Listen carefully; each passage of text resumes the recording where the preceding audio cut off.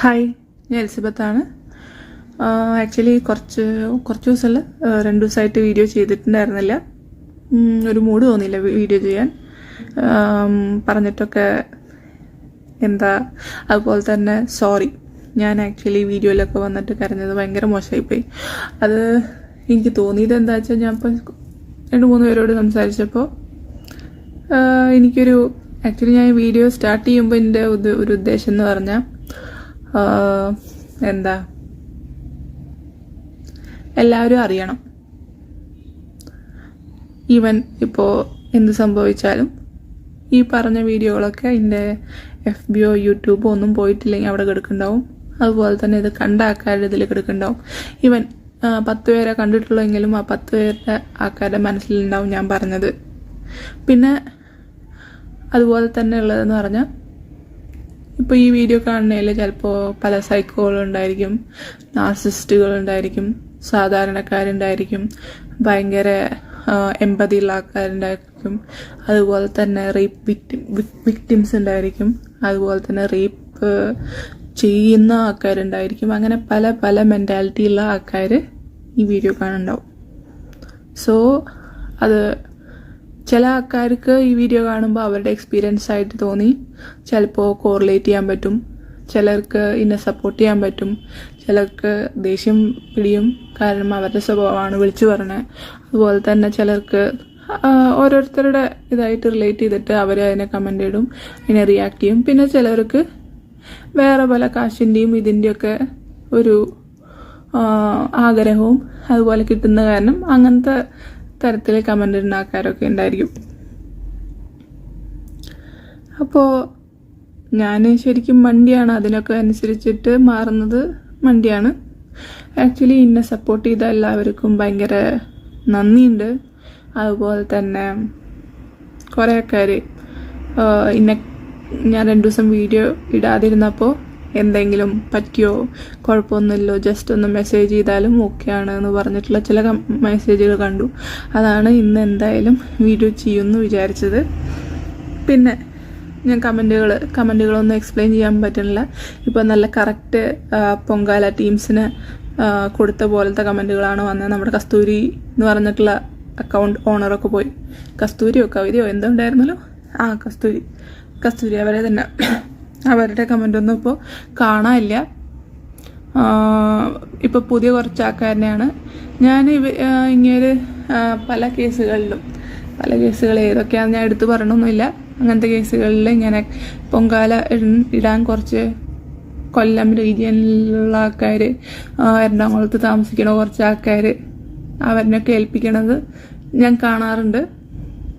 അപ്പോൾ അവരുടെ കുറേ ഫേക്ക് പ്രൊഫൈലുകൾ ഉണ്ടെങ്കിൽ അവർക്ക് വേണ്ടിയിട്ട് പിന്നെയും ഒരാളും കൂടി ഉണ്ട്, പേരറിയാം, ഞാൻ കണ്ടിട്ടില്ല.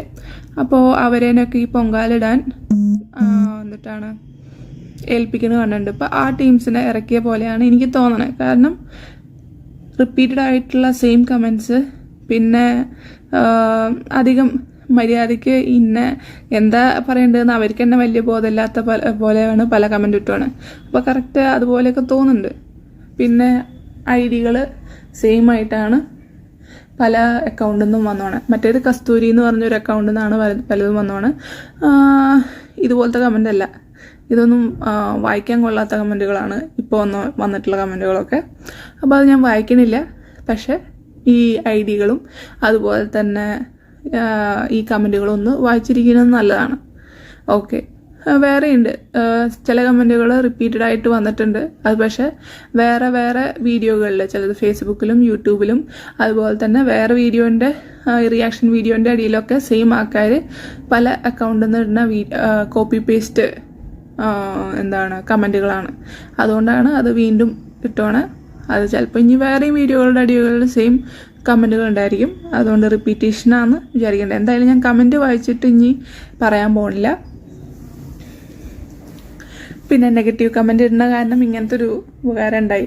കമൻറ്റ് കാണിച്ചിട്ട് എനിക്ക് എൻ്റെ മുഖം കാണിക്കണ്ട, അപ്പോൾ അതൊരു സമാധാനമായി. ഇത് നല്ല ഈസിയാണ് ഇങ്ങനെ വീഡിയോ എടുക്കാൻ. ഓക്കെ, പിന്നെയെന്ന് പറയുകയാണെങ്കിൽ ഒരു താങ്ക്സ്, ഭയങ്കരമായിട്ട് നന്ദി പറയാനുള്ളത് മറുനാടൻ മലയാളി ചാനലിൽ ഒരു ഇൻ്റർവ്യൂ പോലെ ഉണ്ടായിരുന്നു വക്കീലായിട്ട്. ആക്ച്വലി എന്നെ മനസ്സിലാക്കിയ പോലെ എനിക്ക് തോന്നി ആ സംസാരം കേട്ടപ്പോൾ. അതുപോലെ തന്നെ എല്ലാവരും ചോദിക്കും എന്തെത്ര വൈകി ഇത് പറയാൻ വേണ്ടിയിട്ട്, ഇപ്പോഴാണോ പറയാൻ തോന്നിയത്? ഞാൻ ഈ പറഞ്ഞ തന്നെ ഇപ്പോൾ പറഞ്ഞില്ലെങ്കിൽ ഇനിയിപ്പോൾ ചിലപ്പോൾ പറയാൻ പറ്റിയില്ലെങ്കിലോ എന്ന് പേടിച്ചിട്ട് പറഞ്ഞ സാധനമാണ്. അതിന്ന് ഒരു കേസ് കൊടുക്കാൻ, ഞാൻ കേസ് കൊടുക്കുന്നില്ല എന്നൊന്നുമല്ല പറയണം, കേസ് കൊടുക്കാൻ കുറച്ചും കൂടി ധൈര്യം വേണം. അവിടെ ഇട്ടിട്ട് അവിടെ കുറച്ച് കളിപ്പിച്ച് അവിടുത്തെ കുറച്ച് കുറ്റങ്ങളും ഇതും കുറവുകളും ഒക്കെ പറഞ്ഞ് നമ്മളതിനെ ഒന്ന് റാഗ് ചെയ്തിട്ടൊക്കെ വിട്ടിട്ട് ആണ് ഈ കേസ് പോകാമെന്നെനിക്ക് നന്നായിട്ട് അറിയാം. അപ്പോൾ അതുപോലെ തന്നെ അതേ സൈമൾട്ടേനിയസ്ലി പല സ്ഥലത്തും ത്രെട്ടുകളും പലതരത്തിലുള്ള ഭീഷണികളും ഒരുമിച്ച് നടക്കും എന്ന് ഞാൻ വിശ്വസിക്കുന്നു. അപ്പോൾ അതൊക്കെ ഫേസ് ചെയ്യാനൊരു ധൈര്യം വേണ്ടേ? അപ്പോൾ ആ ധൈര്യം ഉണ്ടാവുമ്പോൾ ഞാൻ എന്തായാലും വിട്ടോളും. പക്ഷെ ആ ധൈര്യം ഉണ്ടാവണ വരെ ഇത് പറയാണ്ടിരിക്കാൻ പറ്റില്ല എന്നെനിക്ക് തോന്നി. പിന്നെ ഞാൻ ഈ ചെയ്യണതൊക്കെ അഗെയിൻസ്റ്റ് ലോ ആണെങ്കിൽ നിങ്ങൾക്ക് കേസ് എടുക്കാം. അപ്പോൾ പിന്നെ എനിക്ക് കുറച്ചും കൂടി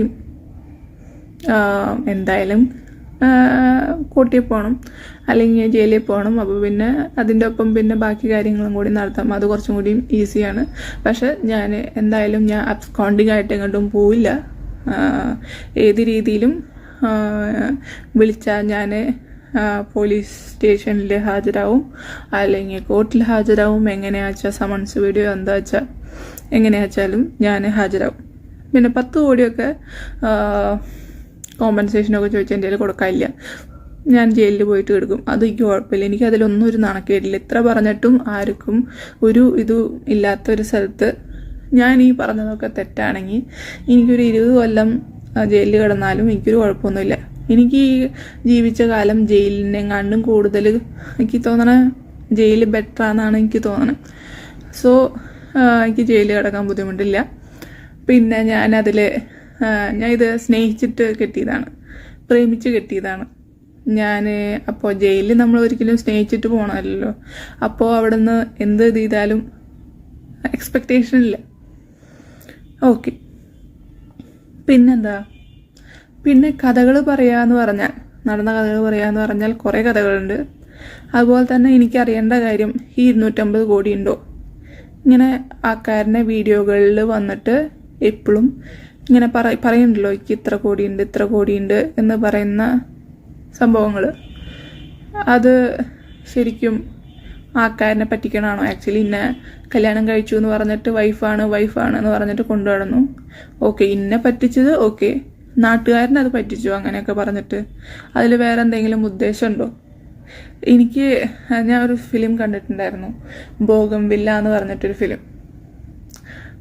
സംഭവം എനിക്ക് ഈ വയലൻസ് പടങ്ങൾ അത്ര ഇഷ്ടമല്ലെങ്കിലും എനിക്ക് അതിൽ നായകനെ കാണാൻ പറ്റിയായിരുന്നില്ല. എനിക്കതിൽ ഒരാളുടെ മുഖം മാത്രമേ കാണാൻ പറ്റിയിട്ടുള്ളൂ. അത് പറഞ്ഞ് ഞാൻ ആളിനെ കൊല്ലുണ്ടെന്നൊന്നല്ല ഞാൻ പറയണേ ആ സിനിമയിൽ പോലെ. ബട്ട് ഇങ്ങനെ വൈഫ് എന്ന് പറഞ്ഞ് മുന്നിൽ നിർത്തിയിട്ട് പല കള്ളത്തരങ്ങളും കാണിക്കണതിൻ്റെ ഒരു എക്സാമ്പിളും അതുപോലത്തെ ആൾക്കാർക്ക് മാന്യമായ മുഖംമൂടി ഉണ്ട് എന്നൊക്കെ ആ ഫിലിമിൽ എനിക്ക് ആ നായകൻ്റെ മുഖമല്ല അത് കണ്ടത്. ഞാൻ ആ ഫിലിമിൽ കണ്ടത് വേറൊരാളുടെ മുഖം. അതാരുടെ മുഖമാണെന്നൊന്നും ഞാൻ പറയുന്നില്ല. എനിക്ക് അത്ര അതും ഇങ്ങനത്തെ വയലൻസ് പടങ്ങളും ഇങ്ങനത്തെ കള്ളത്തരങ്ങൾ പടം കൂടുതലും ഇങ്ങനെ കള്ളത്തരം കണ്ടുപിടിച്ചിട്ട് ഓക്കെ, ഇങ്ങനത്തെ നാർസിസ്റ്റുകൾക്ക് ഇങ്ങനത്തെ കള്ളത്തരങ്ങളുണ്ട്. ഇനി സാധാ ആൾക്കാരും ഇങ്ങനത്തെ കള്ളത്തരമൊക്കെ പഠിച്ചിട്ട് കൂടുതൽ കള്ളന്മാരുണ്ടാവാണ്ടാച്ചിട്ട് ഞാനത് സജസ്റ്റ് ചെയ്യില്ല. ബട്ട് ഞാൻ എന്തോ കണ്ടുപോയി. ഞാൻ പേര് കണ്ടപ്പോൾ ഞാൻ ഇങ്ങനെയൊന്നും വിചാരിച്ചില്ല. പിന്നെ മൈൻഡ് ഇത്തിരി സെറ്റിലാക്കാൻ വേണ്ടിയിട്ടൊക്കെ ഇങ്ങനെ ഡിസ്ട്രാക്ട് ചെയ്യാൻ വേണ്ടിയിട്ട് സിനിമ കണ്ടപ്പോൾ കറക്റ്റ് ഇതന്നെ. അതോ ഇതിൻ്റെ തോന്നൽ വെച്ചിട്ട് ചിലപ്പോൾ തോന്നണമായിരിക്കാം, പറയാൻ പറ്റില്ല. ബട്ടുള്ള ആളാണല്ലോ. അങ്ങനെ പിന്നെന്ന് പറയുകയാണെങ്കിൽ ഈ കുറേ കാലമായിട്ട് ആൾക്കാരനെ പറ്റിക്കുന്നുണ്ട്. എന്ന് പറഞ്ഞാൽ അല്ല, ചില ആൾക്കാരുടെ കമൻറ്റ് വേറെ കണ്ടതാണ്. നേരത്തെ ആക്കായിരുന്നില്ല, ചില ആൾക്കാർ ആദ്യം തന്നെ കേസ് കൊടുത്ത് എല്ലാതും ചെയ്തു, അപ്പോഴും മനസ്സിലായില്ലേ പിന്നെന്തിനാ പോയി കെട്ടിയെന്ന്. ഞാൻ ഈ ഒരു ഡിവേഴ്സ് കഴിഞ്ഞിട്ട് ഞാൻ കേട്ട ന്യൂസുകൾ എന്താ വെച്ചാൽ, ഡിവേഴ്സായി, ഇയാളുടെ എന്തോ 70% സ്വത്ത് തട്ടി കൊണ്ടുപോയി, കുട്ടീനെ കാണിക്കണില്ല, അങ്ങനെ പല ന്യൂസുകളാണ് ഞാൻ കണ്ടിട്ടുള്ളൂ. ഇയാൾ ഇത് ഇടയ്ക്കിടയ്ക്ക് വന്നിട്ട് പറയുന്നുണ്ട്. തിരിച്ച് ആരും ഒന്നും റിപ്ലൈ ചെയ്യുന്നില്ല. ആരും ഇതിനെ പറ്റിയിട്ട് ഇയാൾ ഇങ്ങനെ പറഞ്ഞുകൊണ്ടിരിക്കുന്നു. അതിന് ഓപ്പോസിറ്റ് സൈഡിൽ എന്തെങ്കിലും വേർഷൻ ഉണ്ടെങ്കിൽ നമ്മൾ കോടതിയിൽ നടന്ന കാര്യങ്ങളൊന്നും നമ്മൾ അറിയാൻ പോകുന്നില്ലല്ലോ. ഞാൻ അറിഞ്ഞിട്ടില്ല. ഞാൻ ഇങ്ങേരുടെ വേർഷൻ ഞാൻ കേട്ടിരുന്നു. ഇങ്ങേർക്ക് പോയിസൺ കൊടുത്തിട്ട് കൊല്ലാൻ നോക്കിയെന്നും അത് തെളിയിക്കാൻ വേണ്ടിയിട്ട് ഒരു ഡോക്ടറെ കൊണ്ട് പുള്ളിയുടെ കോളിൽ നിന്ന് എന്നെ വിളിപ്പിച്ചു. അത് ഏത് ഹോസ്പിറ്റലിലത്തെ ഡോക്ടറാന്നൊക്കെ അയാൾ എന്നിട്ട് ആ ഹോസ്പിറ്റൽ മാറിയെന്നൊക്കെയാണ് എന്നോട് പറഞ്ഞത്. പിന്നെ എന്തോ കസ്റ്റംസ് ഓഫീസറാണെന്ന് പറയുക. കസ്റ്റംസ് തന്നെയാണെന്ന് തോന്നുന്നു. എനിക്ക് കണ്ട ആളുടെ മുഖം നല്ല പരിചയമുണ്ട്. പേരെ ഒന്ന് ആലോചിച്ചാൽ കിട്ടും.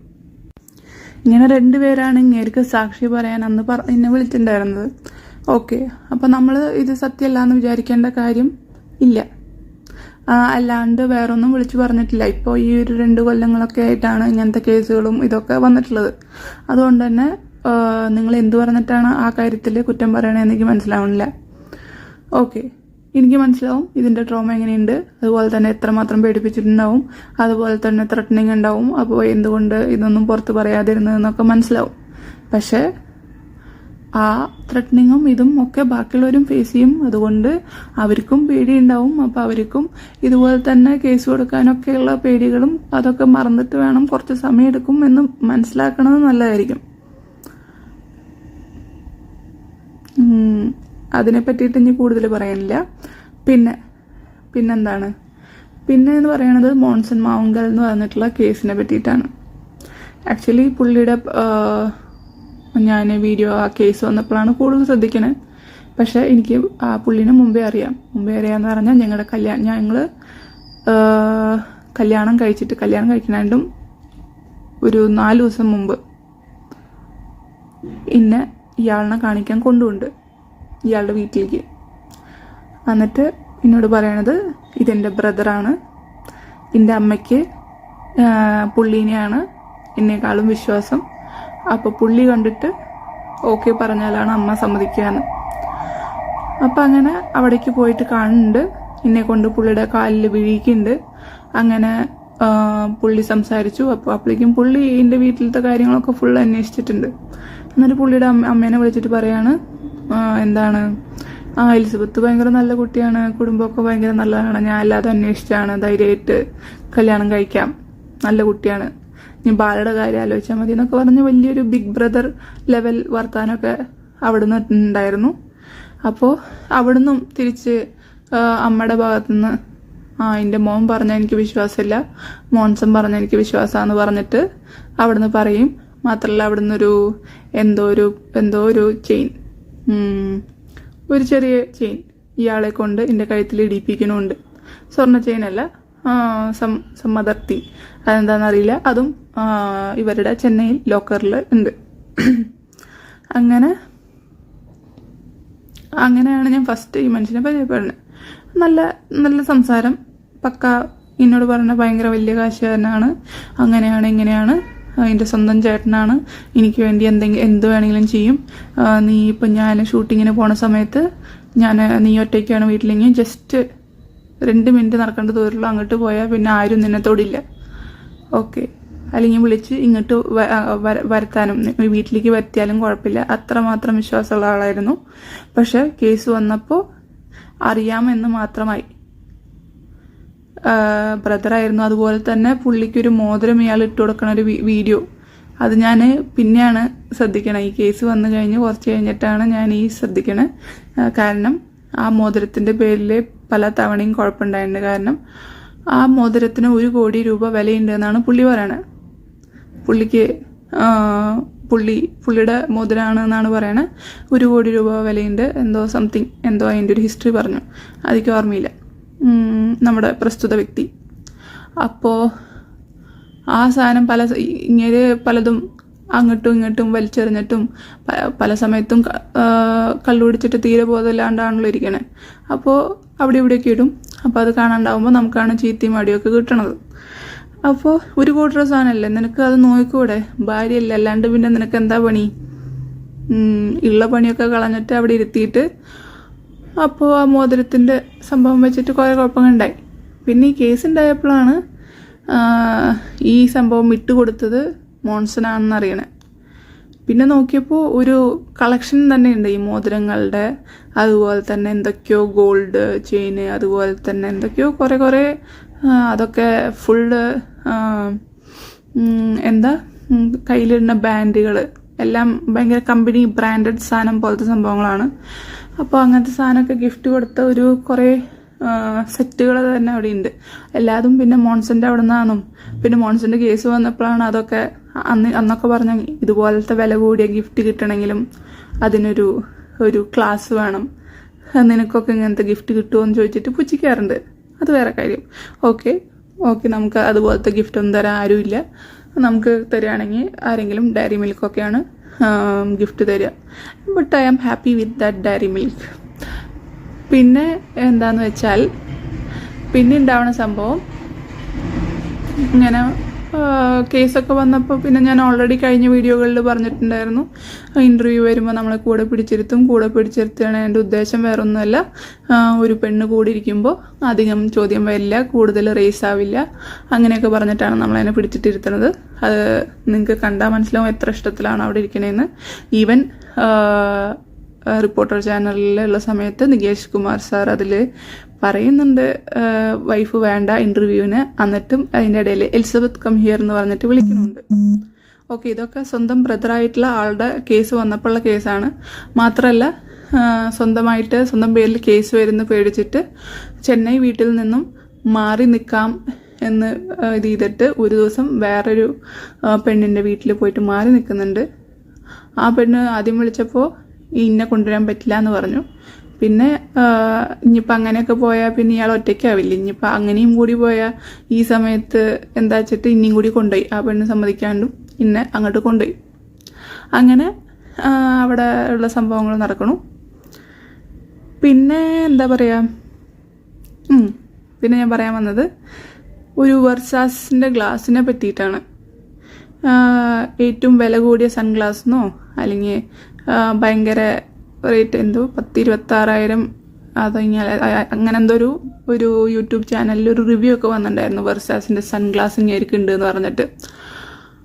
അപ്പോൾ അതിൻ്റെ ഉറവിടവും ഈ മോൺസൺ മാവുങ്കൽ തന്നെയാണ്.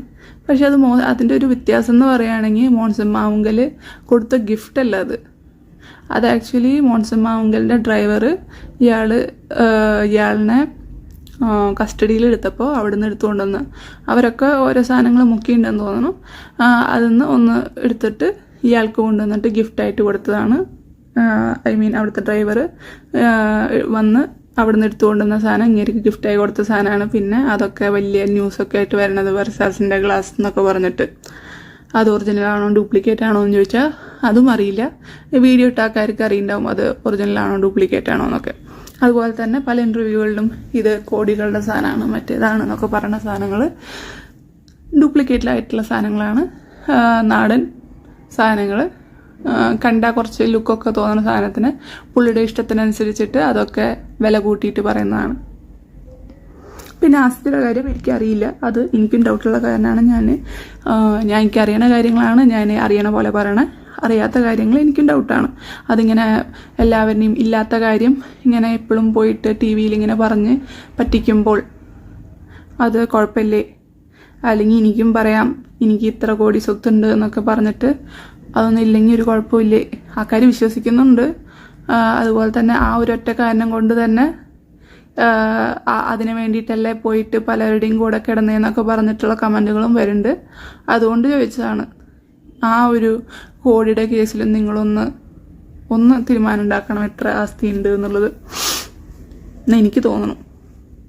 കാരണം ഇടയ്ക്കിടയ്ക്ക് വിളിച്ചു പറയേണ്ടത് 2 ദിവസം മുമ്പ് ഇട്ട വീഡിയോയിലും ഇതിന് വേണ്ടിയിട്ടാണ് എല്ലാവരും കൂടി തല്ലുകൂടുന്നതെന്നും അതിൽ എൻ്റെ വീഡിയോ ഇട്ടിട്ട് കാണിക്കുന്നുണ്ട് ഞാനും ചെകുത്താനും കൂടിയുള്ള വീഡിയോയിൽ. എന്തുമാത്രം തെറികളായിരുന്നു ഞാനും ചെകുത്താനും കൂടിയിട്ട് ഉള്ള വീഡിയോയിൽ.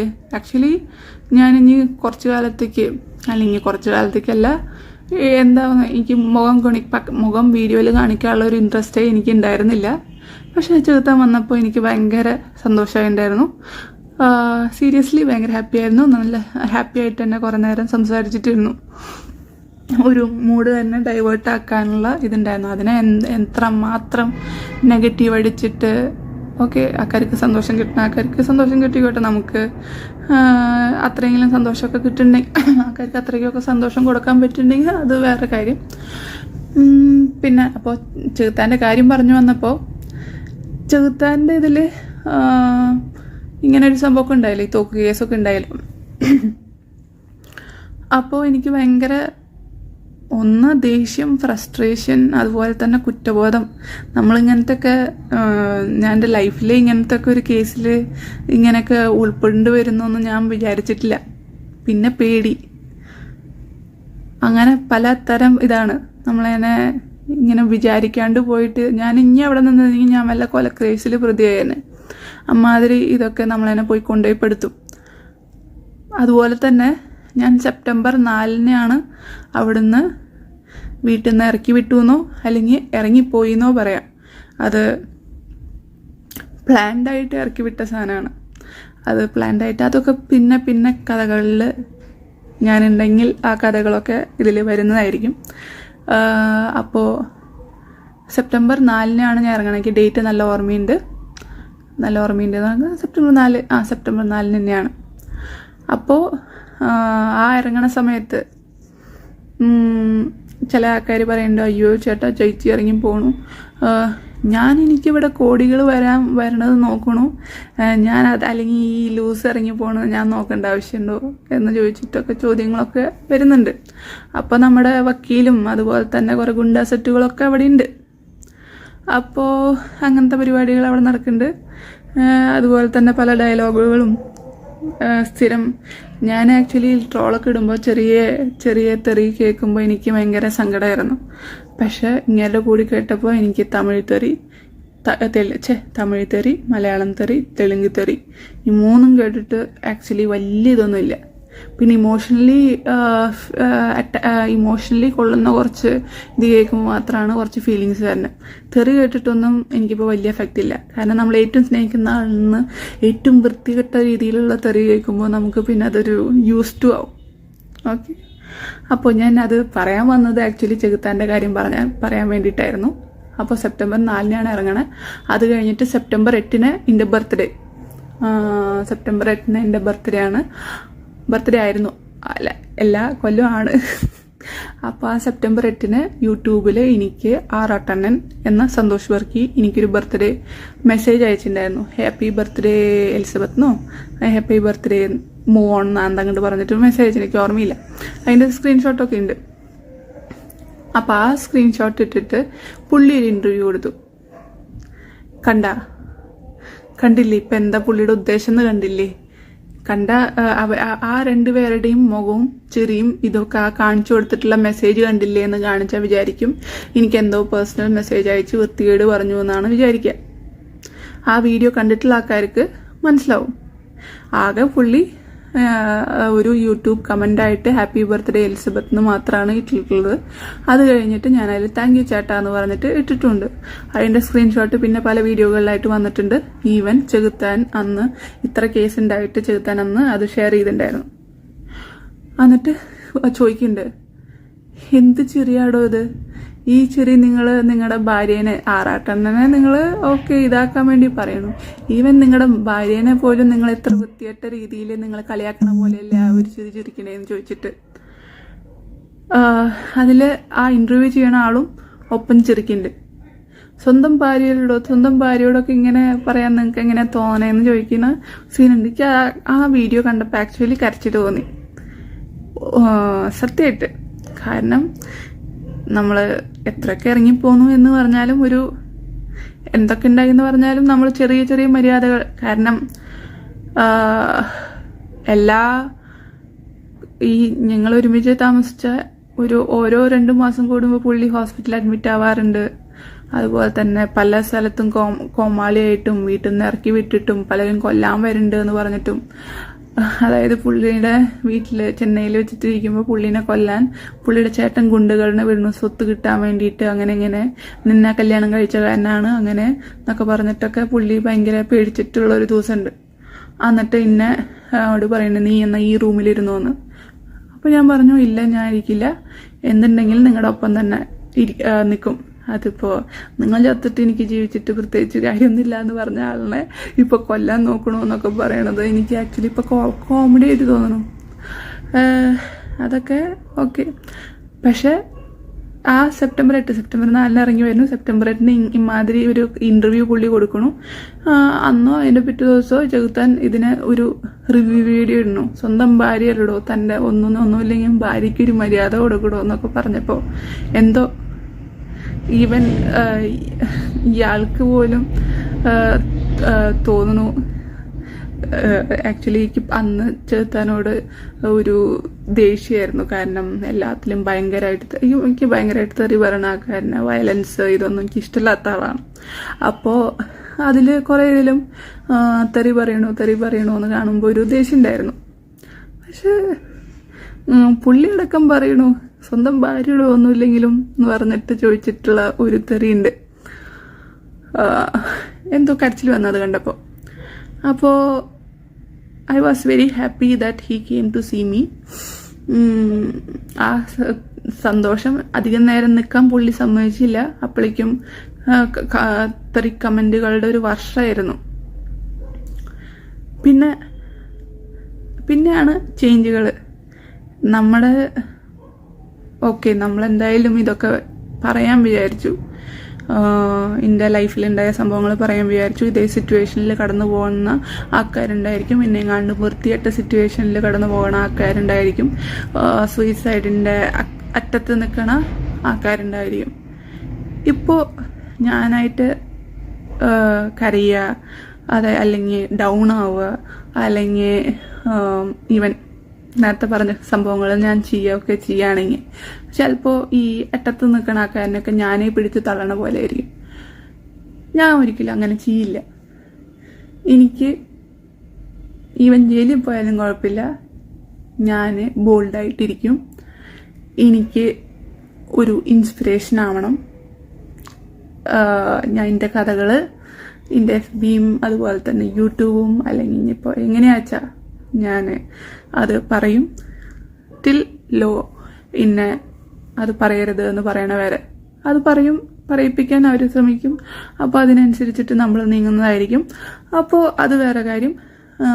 പക്ഷെ നിങ്ങൾക്ക് ഞാൻ അത്യാവശ്യം അടി കിട്ടിയിട്ട് വന്നിട്ട് ഓക്കെ ഇയാൾ നമ്മളതിനെ സ്നേഹിക്കുന്നു വിചാരിച്ച് വിശ്വസിച്ചിട്ട് വന്നിട്ട് അവിടുന്ന് അടി കിട്ടിയിട്ട് താഴേക്ക് പോയിട്ടുള്ള ആളാണ്.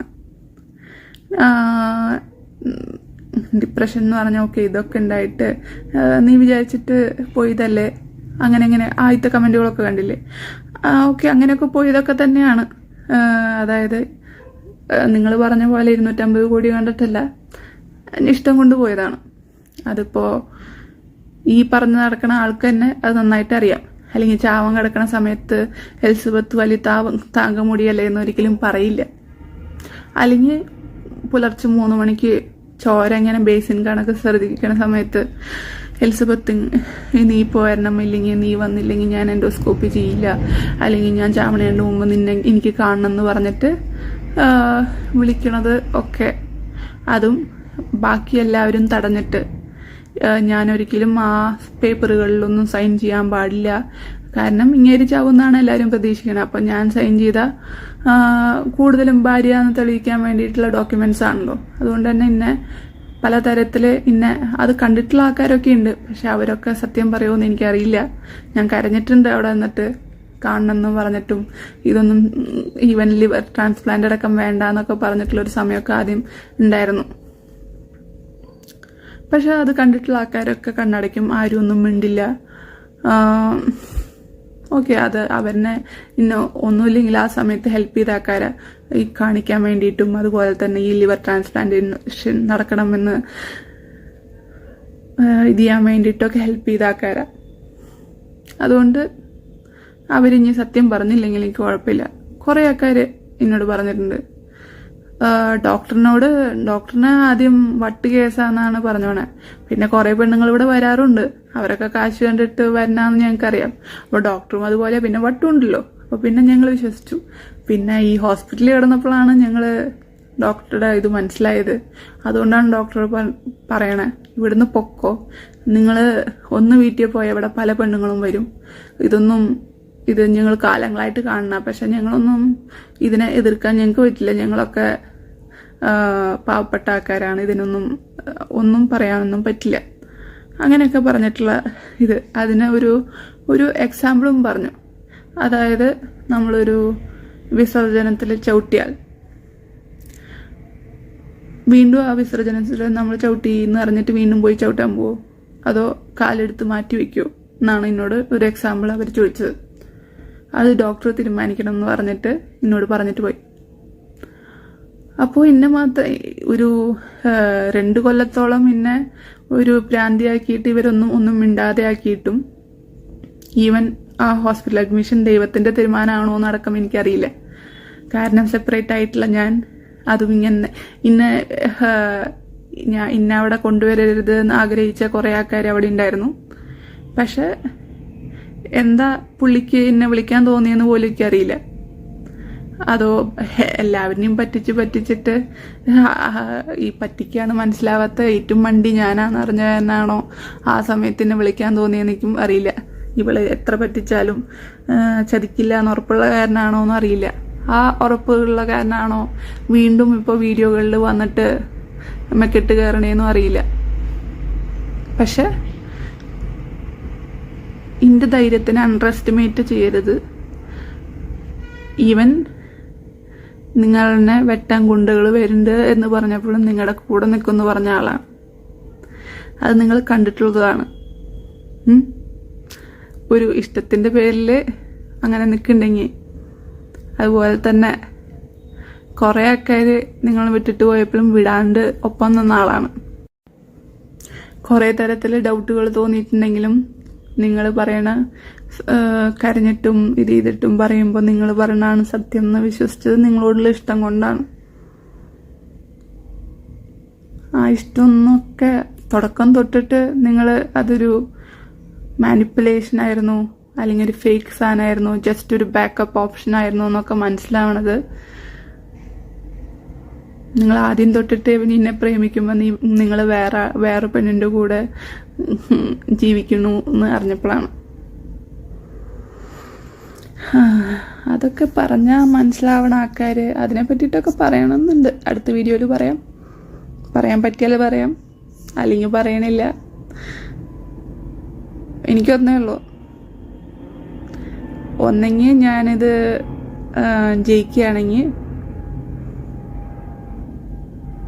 എനിക്ക് ആർക്കെങ്കിലും ഒരു ഇൻസ്പിറേഷൻ ആവണം. ഈ ഒരു അവസ്ഥയിൽ കടന്നു പോണ ഒരാൾക്കൊരു ഇൻസ്പിറേഷൻ ആവണമെന്നുണ്ട്. ജയിച്ചില്ലെങ്കിലും ഇങ്ങനെയൊക്കെ കടന്നു പോയിട്ട് ഇങ്ങനെയൊക്കെ പറയാൻ ധൈര്യം ഉണ്ടായില്ലോ. എത്രമാത്രം വൃത്തിട്ട കമൻ്റ് വരണേ. ഈവൻ ഇതിനൊക്കെ എന്തൊക്കെ ഓപ്പോസിറ്റ് ഉണ്ടാവുമെന്നും അറിയില്ല. ഓപ്പോസിറ്റ് പലതരത്തിലും ഓരോ വീഡിയോകൾ ഇടുന്നതും ഓരോ ഭീഷണി പോലെ തന്നെയാണ് ഇടുന്നത്. അത് ഭീഷണിയാണെന്ന് എനിക്ക് മനസ്സിലാവുന്നുണ്ട്. അതുപോലെ തന്നെ വീണ്ടും കമൻറ്റ് വന്നിട്ടുണ്ടായിരുന്നു. ആ കമൻറ്റ് ഞാൻ ഡിലീറ്റ് ചെയ്തു. സ്ക്രീൻഷോട്ട് ചെയ്തിട്ട് ആളുടെ അക്കൗണ്ട് കൂടി സ്ക്രീൻഷോട്ട് എടുത്ത് ഇത് നമ്മൾ എടുത്തു വെച്ചിട്ടുണ്ട്. അതായത് പഴയ കാര്യങ്ങൾ പറഞ്ഞിട്ടുള്ള ഭീഷണികൾ. ഇനിയും നിനക്ക് വീഡിയോ ചെയ്യണമെന്നുണ്ടെങ്കിൽ ഞാൻ നിന്നെ നാണം കെടുത്തുന്നുള്ള രീതിയിലുള്ള ഓരോ സാധനങ്ങൾ. ഞാൻ ഇതല്ല, ഇനി ഇതിൻ്റെ നിങ്ങൾക്ക് മാക്സിമം ചെയ്യാൻ പറ്റുന്ന എന്ത് ചെയ്താലും ഞാൻ എനിക്ക് പറ്റുന്ന കാര്യങ്ങളൊക്കെ പറയും. അതുപോലെ തന്നെ പറ്റുന്ന പോലെ എന്നാണ് എനിക്ക് ഈ കോടതിയൊക്കെ ഫേസ് ചെയ്യാൻ പറ്റുന്നത്. അവരെ സ്വമേധയാ കേസ് എടുക്കാൻ പറ്റുകയാണെങ്കിൽ ഞാൻ എല്ലാ തരത്തിലും അതിന് സന്തോഷത്തോടെ സ്വീകരിക്കും. ഈവൻ ആ കേസ് ജയിക്കില്ലേ എനിക്കറിയില്ല. ജയിക്കും തന്നെയാണ് എൻ്റെ പ്രതീക്ഷ. ജയിക്കാനുള്ള കാര്യങ്ങൾ ഉണ്ട് എന്നാണ്. ഒരു നോർമൽ ഹ്യൂമൻ എന്നുള്ള രീതിയിൽ വക്കീലൊന്നും പഠിച്ചിട്ടില്ല, കേസുകളിനെ പറ്റിയിട്ട് വലിയ പിടുത്തമില്ല. പക്ഷേ ഒരു നോർമൽ കോമൺ സെൻസിന് ആലോചിച്ചിട്ട് നോക്കുമ്പോൾ ഇങ്ങനെയൊക്കെ ചെയ്താൽ ഇങ്ങനെയല്ലേ ഉണ്ടാവേണ്ടത് എന്ന് വിചാരിക്കുമ്പോൾ നീതി കിട്ടേണ്ടതാണ്. അങ്ങനെയാകുമ്പോൾ എല്ലാ രീതിയിലും ഞാൻ സഹകരിക്കണതാണ്. ഈവൻ എനിക്കെതിരെ കേസെടുത്താലും ഞാൻ സഹകരിക്കുന്നതാണ്. ഞാൻ എവിടെയും ഓടിപ്പോകാൻ പോകുന്നില്ല. ഞാൻ അങ്ങോട്ട് തന്നെയാണ് വരുന്നത്. എനിക്ക് അങ്ങോട്ട് ഓടിപ്പോകേണ്ട ആവശ്യമില്ല. ഓക്കെ, ഇനി അടുത്ത വീഡിയോയിൽ പോവാം. അടുത്ത വീഡിയോയിൽ പറയാം. ഓക്കെ, ഇനിയും കഥകൾ ധാരാളം ഉണ്ട്. Okay, by.